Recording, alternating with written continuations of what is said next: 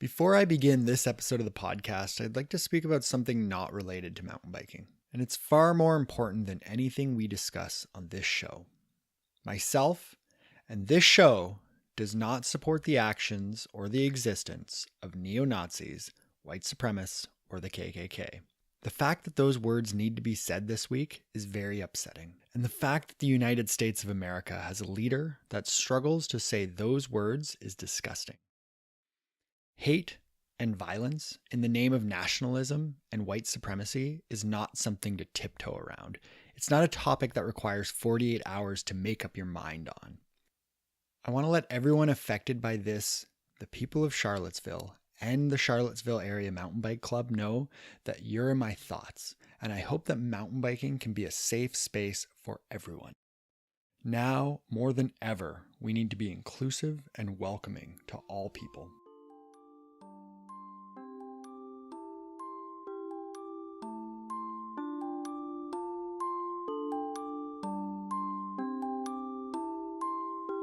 You're listening to Front Lines, a podcast for the people that truly make mountain biking happen. Not the riders, racers, or product designers, but the builders, advocates, and the often forgotten board members of your local mountain bike trail association.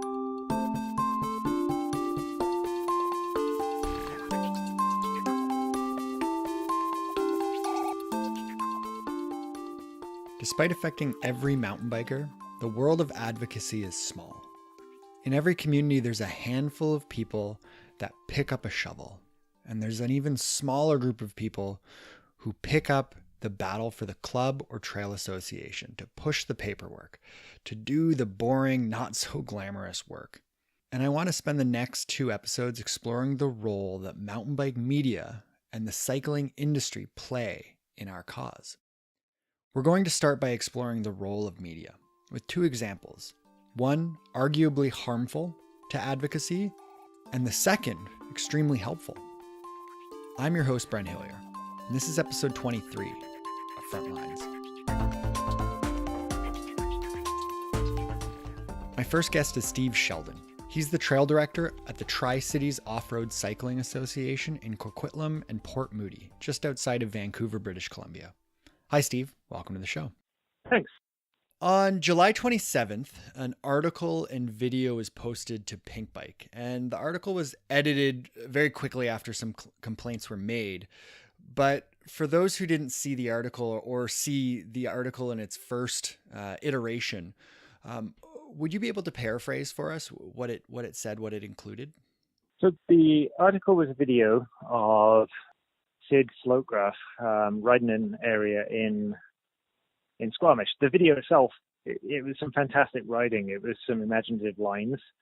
However, after the video, the article talked about construction of the line, and it included one of these little lifestyle stories, amongst which there was a quote that said, "Sid gets a kick out of riding trails in a way that may offend your local trail association and justifies it by calling it job creation and employment opportunity. It's good for the economy." And it was that particular line that sort of really set me off about what this article was. Mm-hmm. That was the line that was removed from the article, but there were certainly some other issues with the article beyond just that. And I think it touched on something that we often see when it comes to mountain bike media and videos that are being released. You know, how does this stuff affect local trail associations?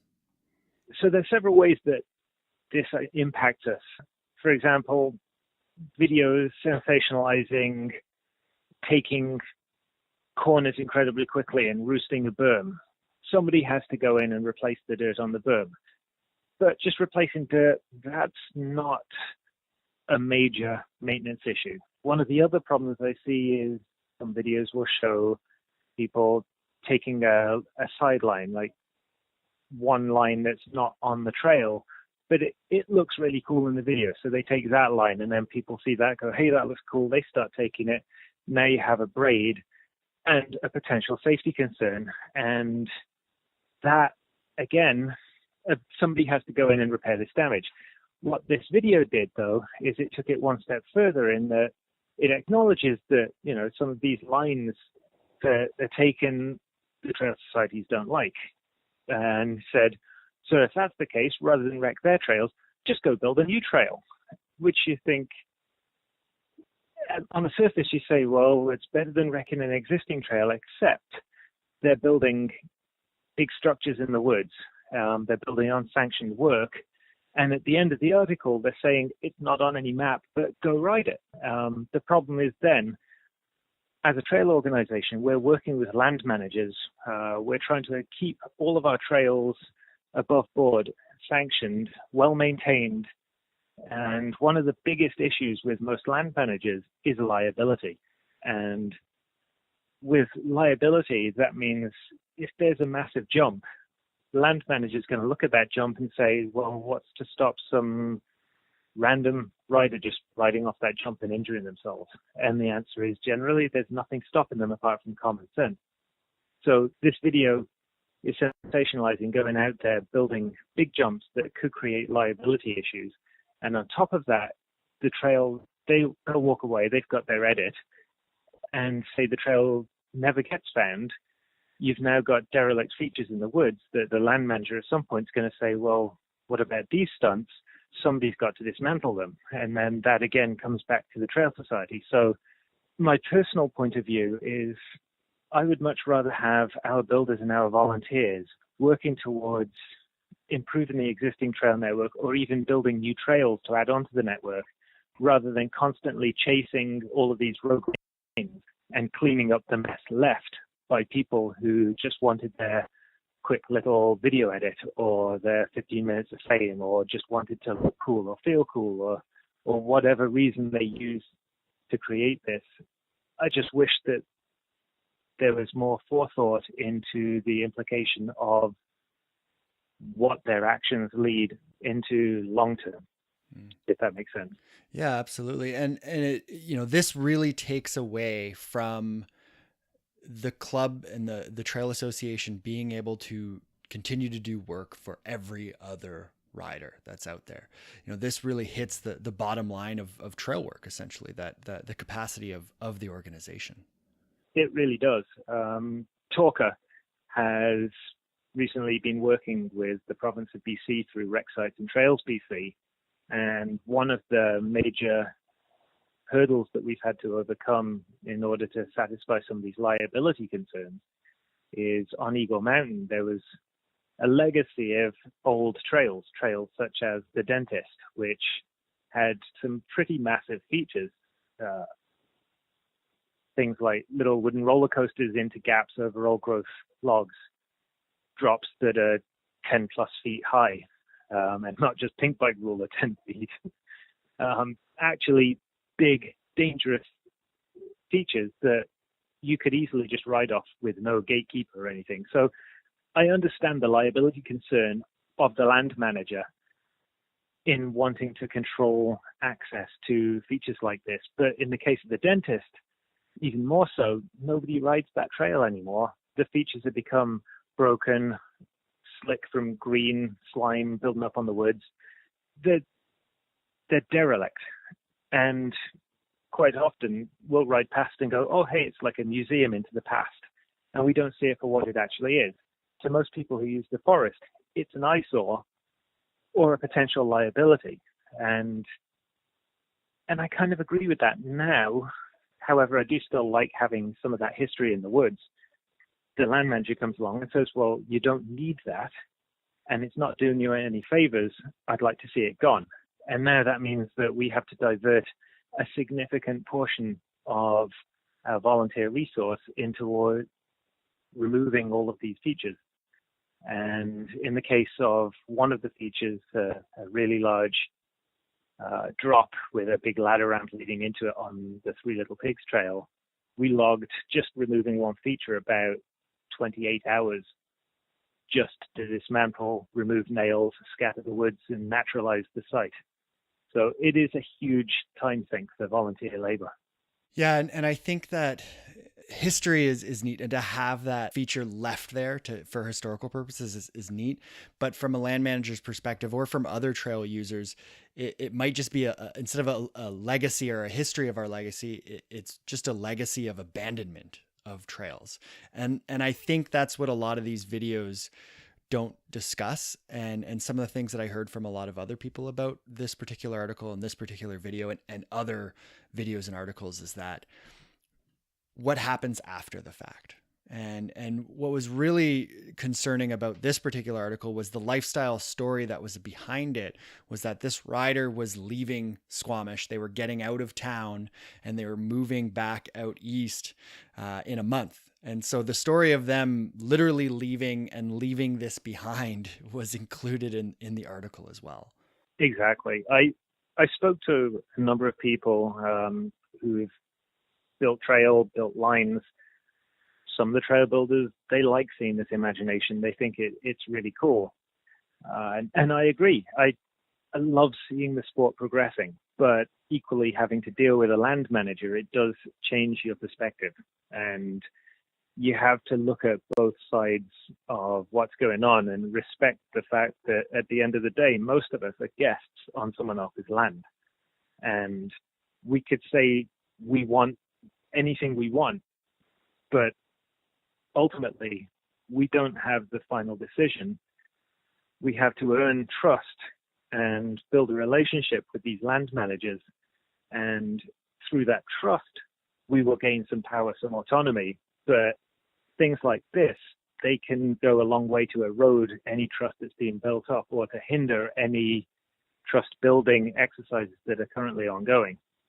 And talking to some people who've filmed such lines, it seems like there is a responsible portion of people out there who do actively go through the dismantling and renaturalization process after filming a line.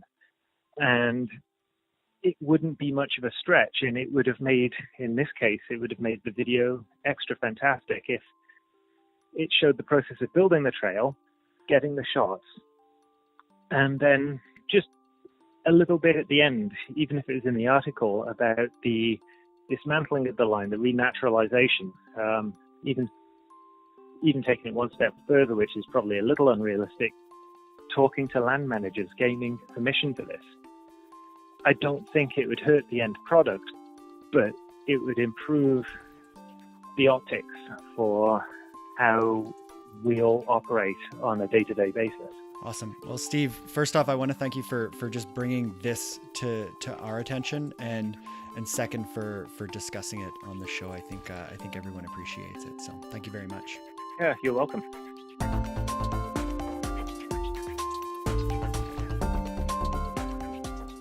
It's easy to blame media, but we also need to recognize that media simply reports and reflects on what the public does or wants.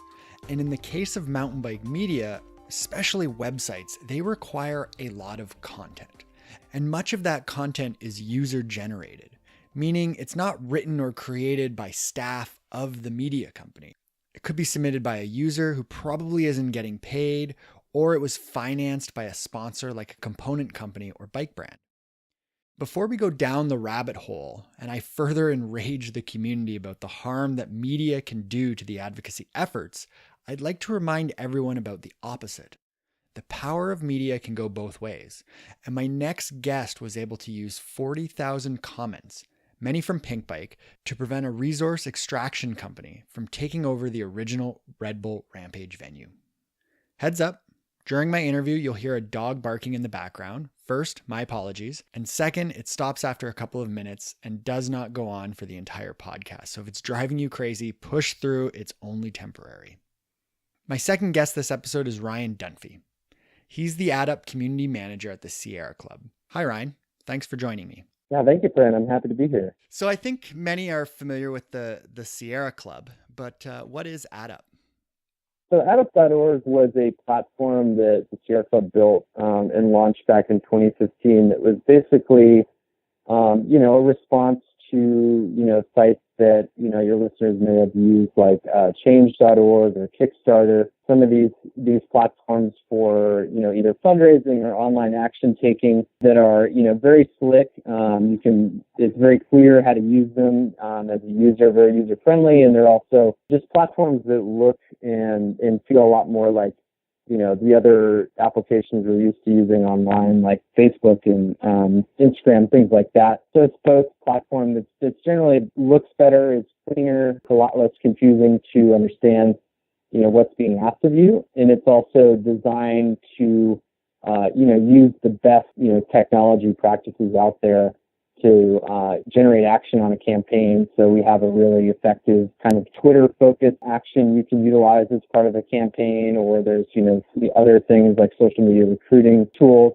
So the idea being that, you have not only, if you're trying to get signatures on a petition, say to, petition a land user for, mountain bike access, that you actually are not just sending an email to try to get people to send their signatures in, but you're also have these other kind of more current web best practices that are going to enhance the success of that online campaign. Awesome. Could you provide us with a little background about what's been happening around the old Red Bull Rampage site out in Virgin, Utah?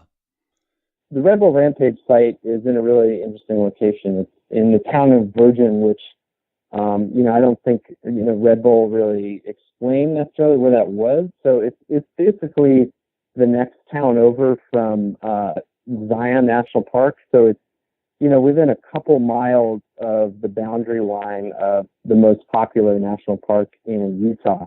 So it's in this really stellar kind of desert location. And obviously, now there's been a second venue kind of in the same area, but both these places obviously have these incredible kind of like natural, sandcastle dirt spine walls that, are pretty wild to ride.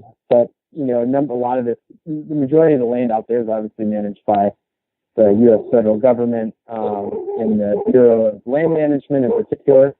So what they do every year is that they get inquiries about parcels of land that they have ownership over from folks who want to, make use of that land for economic purposes, and largely that's for, things like oil and gas drilling. So what had happened is that, some folks asked for a few different parcels of land outside of Zion to be considered for, oil and gas exploration, oil and gas leases. So they basically, go through a public comment period and, figure out, okay, who really cares about this land? What are the potential environmental impacts of, oil and gas drilling? And then if they are kind of, there's a number of very specific processes that they have to go to. And if they kind of go through all those, and it still seems like drilling was a good idea according to the criteria of the BLM, then they offer people the opportunity to explore that area for drilling. The Rampage site was one of 3 parcels that are being considered in this area.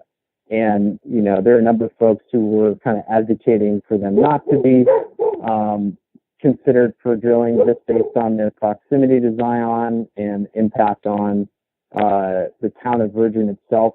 So they had put these up as kind of proposed areas for these leases, and then basically asked for public comment. So there was a group that I'm familiar with called the Southern Utah Wilderness Alliance that does a lot of, obviously, conservation work in that area of the country, and they had been working on this, and also, there's been a tremendous effort by the folks in the town of Virgin and in just the area in general to kind of vouch for the importance of this area as, a natural resource for reasons other than drilling. And so I'm not quite sure how I heard about it, but, I found out about it through whatever means it was, and thought it was a great opportunity to try and see what kind of impact we could have by tying some of these mountain bike endemic media outlets like Pink Bike and using that as kind of an outlet to drive activism, which was, I came from digital media over at Tucson Gravity Research and had done some partnerships with organizations like protect our winners, but was really curious what impact we could have with an outlet the size of Pink Bike. Yeah, so an article was posted on Pink Bike, and what role did that play into in this?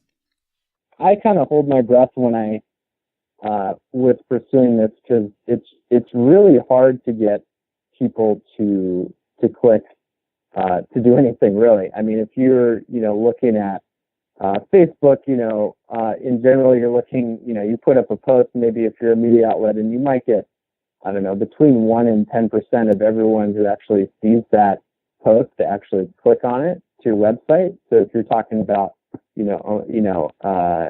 losing people as you go, kind of like you lose 90% of people right away. And then if you're asking them to do another thing in that post, if they even find that link to begin with to take action, you're losing people rapidly as you ask them to do more and more, even if that's just read more than the title of the article. So I was not, I guess I was kind of like, I wasn't expecting to have this New York response to this great article that Vernon did, Vernon Felton over at Pink Bike. But, within a couple of weeks, I think we did maybe a 2-month campaign. We had almost 40,000 signatures on our public comment form, advocating for the value of that land as, both a site of mountain bike history and also just a site for mountain bike recreation. So that was, several dozen times more signatures than I would have ever expected to get. And, we have some folks within the Sierra Club who support us who are mountain bikers, but obviously the following on Pink Bike is significantly larger. So, I would say I was blown away at what kind of response we had. I was definitely not expecting, 38,000 and change people to come sign that form. And from what I could tell, the majority of those folks came from Pink Bike. Wow, that's impressive. So I think many mountain bikers perceive the Sahara Club as being anti-mountain biking. And certainly the Sierra Club is in disagreement with the Sustainable Trails Coalition on their position to allow bikes in wilderness. But that doesn't mean that the Sierra Club is against responsible recreation use. No, it doesn't. So going forwards, what types of partnerships, with the Sierra Club and mountain biking, are we going to see potentially more of this in the future? Is the Sierra Club really a partner for mountain bikers? I think I'd be a little obnoxious if I said we were a good partner of the mountain bike community. I think that, there's a couple facets to that phenomenon. I think the wilderness designation and the modification of it in the 80s to, exclude what was called mechanized transportation, which, controversially came to include mountain biking. That was really, pushed by the Sierra Club and was lobbied for extensively by the Sierra Club. So, following that, that decision, we lost a lot of credibility and a lot of support from the mountain bike community. And that is still, dogging us, to this day in terms of, our possibility of being, a serious partner with the bike community. Beside that, there's also, a number of examples of local Sierra Club, state and local groups who are, fighting trail access projects, proposals that are, for mountain bikers. I think, maybe Timberline, Oregon, their bike park is one that comes to mind. So, but there's been other cases where there hasn't been that, animosity. I think, one example that I can point to is up in the kind of Snoqualmie Pass area of Washington. And they actually, the Sierra Club worked, and allowed the Evergreen Mountain Bike Coalition, from my understanding, to, realign a proposed, I'm not sure if it was wilderness or other kind of land boundary on the middle fork of the Snoqualmie River Trail. So they basically were cool with a trail being a boundary being realigned in a land management plan, so that this really popular mountain bike trail could persist and survive. I think that doesn't quite bridge over into us actually advocating for for example, new mountain bike access or new mountain bike trails. I know we do have a ongoing relationship with EMBA, and we've, made several statements in support of their efforts in terms of finding opportunities to support responsible recreation. But, it needs to become a more active part of what our public lands work is, so that, mountain bikers can actually see that we're, actively supporting opportunities for them to get outside and ride. Well, hopefully, as I think us as mountain bikers mature a little bit, and as I'm sure the Sierra Club evolves as well, that our two groups can kind of work together more and more, because I think that we as mountain bikers can certainly bring something to the table in this relationship. So hopefully that happens.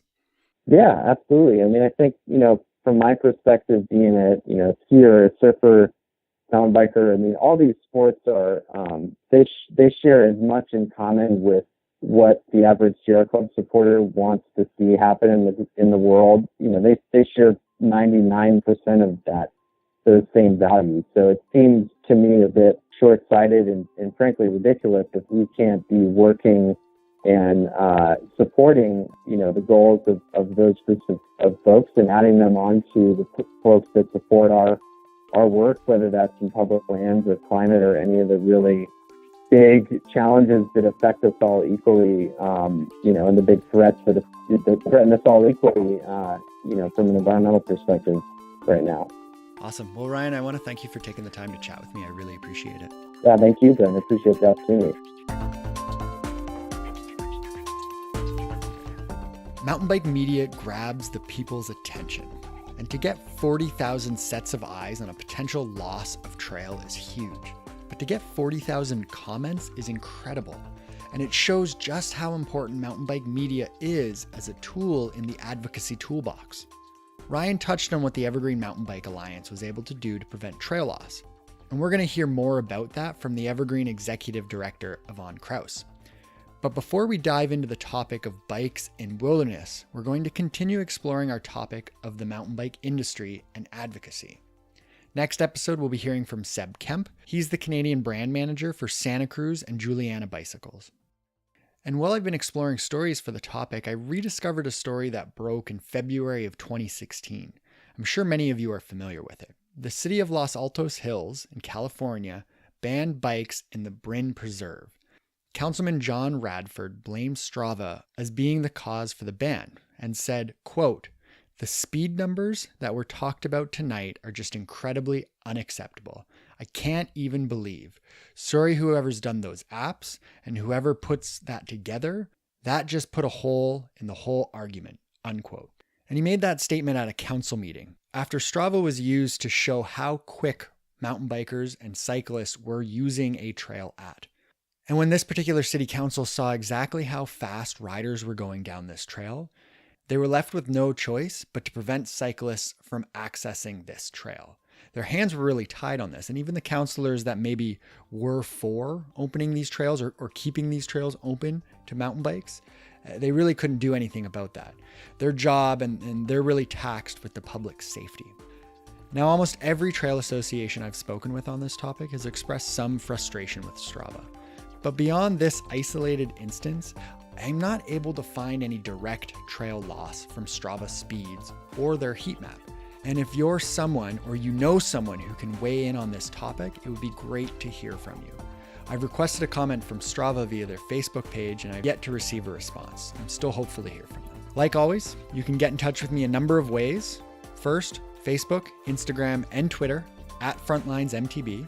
You can also send me an email or an audio file to frontlinesmtb@gmail.com. Don't forget to support the show via PayPal. You can find a link in the show notes, as well as links to the Tri-City Off-Road Cycling Associations and AddUp and the Sierra Club. And like always, music is by Lee Rosevear, production notes by Jennifer Pride. And finally, I'm Brent Hillier. This is Frontlines. Thanks for listening, and happy trails.